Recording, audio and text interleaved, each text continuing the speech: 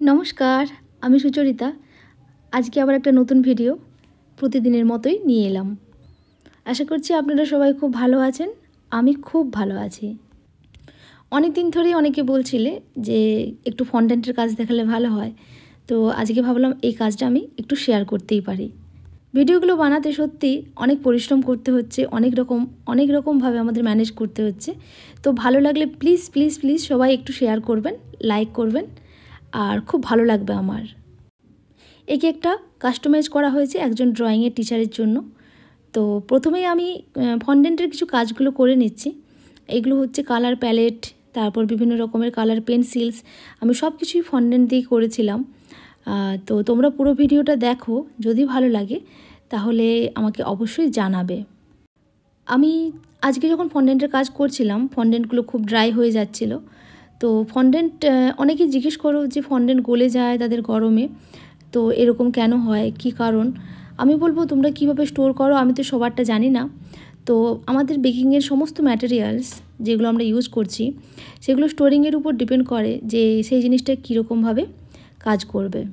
আজকের যে তাপমান ছিল তাতে বাইরে খুব গরম ছিল।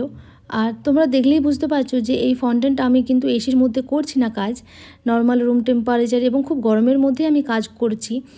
আমার ফন্ডেন্ট কিন্তু একটু গলেনি। ফন্ডেন্ট তখনই গলবে যখন তোমাদের বাতাসের মধ্যে ময়েশ্চারের পরিমাণ খুব বেশি থাকে। ফন্ডেন্ট নিয়ে আমি আরও কিছু তোমাদের সাথে ডিসকাশন করব, যদি তোমরা আমাকে জানতে চাও আমার কাছে কমেন্ট করে জানিও আমাকে।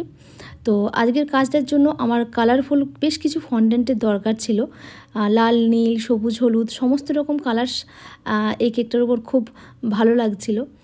এরপর আমি কিছু করে নিচ্ছি কালার পেন্সিলস। এগুলোকে এই স্টিকগুলোর সাহায্যে আমি কালার পেন্সিলসগুলো করছিলাম, কারণ যেহেতু আমি স্টিকগুলোকে দাঁড় করিয়ে দেবো ভাবছিলাম, এমনি করলে সেটা হয়তো নেতিয়ে পড়তো, তাই আমি ভেতরে একটু করে স্টিক দিয়েছি।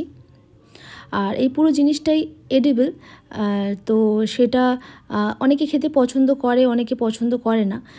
যাই হোক, আমাকে কাস্টমাইজ করতে বলেছিল, আমি চেষ্টা করেছি এরকমভাবে করার।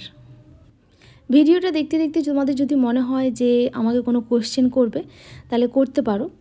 আর এই স্টিকগুলো প্রথমে আমি একটু জল দিয়ে ভিজিয়ে নিচ্ছিলাম, যাতে করে এই যে ফন্ডেন্টটা সেটা স্টিকটাকে খুব ভালো করে ধরে রাখে এবং না খুলে বেরিয়ে আসে।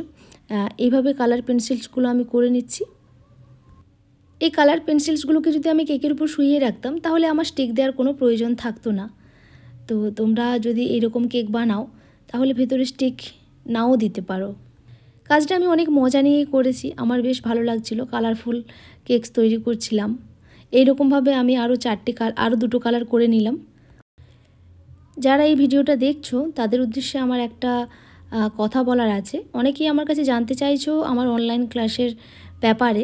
তাদের বলবো, আমার অনলাইন ক্লাস এখন দু রকমের হচ্ছে, একটা বেসিক টু অ্যাডভান্স ক্লাস, আর একটা হচ্ছে শুধুমাত্র কেক স্পঞ্জের ক্লাস। তো তোমরা যারা আমাকে মেসেজ করছো আমার হোয়াটসঅ্যাপ নাম্বারে, তারা একটু মেনশন করে দিও কোন ক্লাসের কথা আমার কাছে জানতে চাইছো। দুটো কেকের ক্লাসের কিন্তু স্ট্রাকচারটা পুরোপুরি আলাদা। কেক স্পঞ্জের ক্লাসটা শুধুমাত্র একদিনের হয়, আর বেসিক টু অ্যাডভান্সের যে ক্লাসটা হয় সেটা আমি অনলাইনে 10 দিন ধরে করাই, যেটা এখন এই মুহূর্তে একটা ক্লাস আমার অলরেডি চলছে এবং তার আজকে 3য়তম ক্লাস আমি শেষ করেছি। পরবর্তী ক্ষেত্রে যারা তোমরা ক্লাস নিতে চাও, তারা আমাকে হোয়াটসঅ্যাপ নাম্বারে হোয়াটসঅ্যাপ করবে এবং আমি চেষ্টা করব সবাইকে ডিটেলস সেন্ড করে দেওয়ার।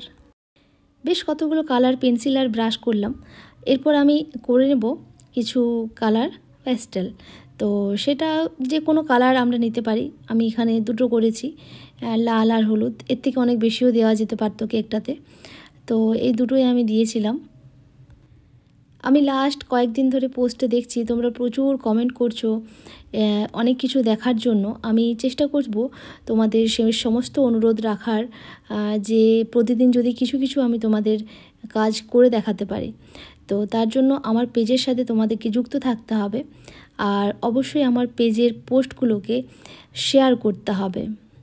এরপর আমি ফন্ডেন্টের কাজগুলো ফিনিশ করে নিয়েছি, তারপর আমি আসছি কেক ডেকোরেশনে। কেকটা খুবই কালারফুল আমি করতে চেয়েছিলাম, তো সেই জন্য আমি কিছুটা হোয়াইট কম্পাউন্ডের সাথে কালার মিশিয়ে এরকম হোয়াইট বিভিন্ন কালারের চকলেট ঘানাস বানিয়ে ফেলেছিলাম। তো তোমরা দেখতেই পাচ্ছ কিভাবে আমি এটা পাইপিং ব্যাগের সাহায্যে স্প্রেড করছি। এখানে তোমাদের একটা টিপস দেবো, তোমরা এটা খুব বেশি পাতলা করো না। খুব বেশি পাতলা করলে কি হয়, তাহলে একদম গড়িয়ে চলে আসবে, পুরোটা পাতলা হয়ে যাবে। একে তো গরমকাল, একটু মোটা মোটা রাখবে, তাহলে দেখবে খুব সুন্দর ভালো ড্রিপ পড়বে। আমি 3টে কালার তৈরি করেছিলাম। ফার্স্ট ঘানাসটা লাল, নীল আর হলুদ, একটা স্পেস ফাঁকা ছিল। আমি জানতাম একটু হয়তো কালার বাড়বে এই 3টের থেকে, সেই দুটোকে কিছু মিশিয়ে একটা নতুন কালার তৈরি করে নেব। সেটাই আমি আলটিমেটলি শেষে করেছিলাম। আমি এই হলুদটা আর যে নীলটা এই দুটো মিশিয়ে আমি এইরকম একটা সবুজ কালার তৈরি করেছিলাম, যাতে ঘানাসটা আর ফেলা না যায়। কেকের এই অংশটা আমার সব থেকে বেশি ভালো লেগেছিল, এত কালারফুল লাগছিল কেকটা। তো যেহেতু আমি বললাম যে এই রং পেন্সিলগুলোকে আমি দাঁড় করিয়ে রাখবো, তার জন্য আমি কেকের ভিতরে একটা হোল করে নিয়েছিলাম। এই রকম একটা কিছু দিয়ে তোমরা হোলটা বানিয়ে নিতে পারবে। তোমরা যদি মনে করো যে আমি সমস্ত কাজ খুব ভেবে চিন্তে বসে সবসময় করছি, সেরকমটা সবসময় হয় না। এই কাজ করতে করতে এই বুদ্ধিগুলো অটোমেটিক বেরিয়ে চলে আসে।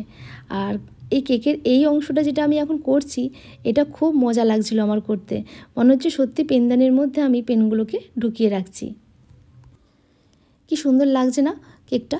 যদি ভালো লাগছে তাহলে কিন্তু আমাকে অবশ্যই তোমরা জানাবে যে কেমন লাগলো ফাইনাল লুকসটা।